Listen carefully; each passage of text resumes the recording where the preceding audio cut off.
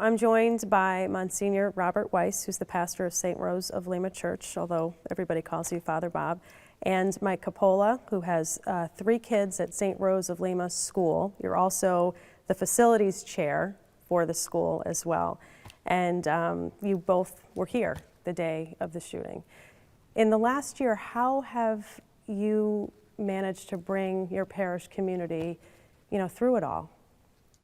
I think from the very beginning, we addressed the issue as it was, and very quickly people relied on their faith. And certainly for the majority of this community, which is very faith-based, people found great consolation and strength in their faith. And I remember clearly just being with those families in that firehouse that day, not one of them saying, why is God doing this? They clearly discerned this as evil. And that was a very important reality for all of us, that people could see clearly that God's hand was not in this, that this was an evil action that just destroyed the lives of so many innocent young people. And very quickly, kind of the mantra of our community became, darkness and evil visited us, but light has overcome it. I know you had 8 children here that were parishioners here. And, I just think about those families every single day, that, as we're all carrying on with our lives, they have that incredible cross and pain. Absolutely. And, some of them are back. Some of them, and I understand this, find it possible to walk into this church. How do you walk down that aisle where your child was brought in? I mean, how do you do that? And, whatever the music is played, it just brings back those kinds of things. But nevertheless, all those families have their children back, and their siblings are back in religious education. They are very active, some of them in the parish. We've been in touch with the families. We're giving them the space that they need. They know that we're here for us. But their grief, of course, is just unimaginable. And they're dealing with it in very, very different ways. As you know, many of the families became very politicized very quickly. Some of them found consolation in that. Others have just become very quiet and almost disappeared in the community. So everybody's reacting very differently, and as time is going on, I believe it's becoming even more and more difficult for them, even though many of them have established foundations in honor of their children and putting their energies there. But it's still a very, very difficult and painful time for everybody. I remember every weekend for a while I was bringing out one of the gifts that we were given, and you could just see the emotion in the church. We were given a set of handbells, and people were coming up and almost afraid to touch them.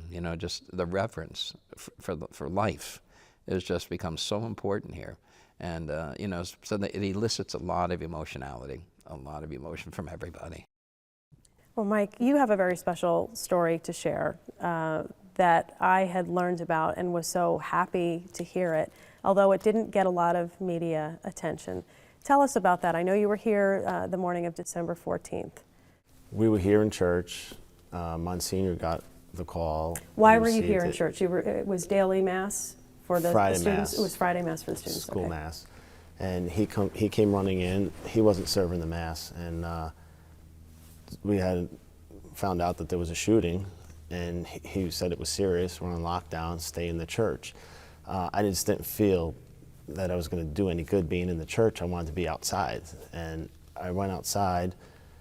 And everybody was on lockdown, the school, the church. We ran back, him and I had to run back up to preschool. We had to make sure that they were okay. He came back into the church, and I stayed up there because I could kind of see at the top of the campus. And then I kept getting phone calls from friends of mine saying that there were shooters in the school behind us. And they were just getting misinformation. And I started getting worried. There were no cops here. They were going down to Sandy Hook. And I could just hear them keep passing here and passing here, and I didn't know what to do if somebody came out after our school or whatever, because now it started to, become so real to me. And I looked up and I saw the cross up in the sky, in the clouds. Did you share this with other, media outlets? Was it something that had been talked about before, or? We did, but we didn't see it out there like we thought it would be. It was shocking because I think for here it was comforting for a lot of people, and anyone that has seen the cross and saw the picture and they know that I took it, that it wasn't photoshopped or anything like that. I think it brought a big comfort to them, right? Absolutely. Through this image of a cross, and you know, you can read what you want into it, but I think all of us read into the fact that God is near to us. You know, initially I saw it as a sign of protection, but as time went on, we had a visionary here from Medjugorje who spoke, and as I was listening to him speak, I realized that there was also a burden that had been laid on this community to continue to witness to faith. You know, a cross was laid on the shoulders of this town, and what were we going to do with that? Were we going to just let it hang there, or were we going to do like Jesus did? You know, he died on the cross, but then he rose. You know, when you had come to our church, you mentioned, when is this going to stop? And I remember thinking very clearly in my head, uh-oh, he's winding up. It's going to be a big political speech, you know, just because I thought, where's he going with this?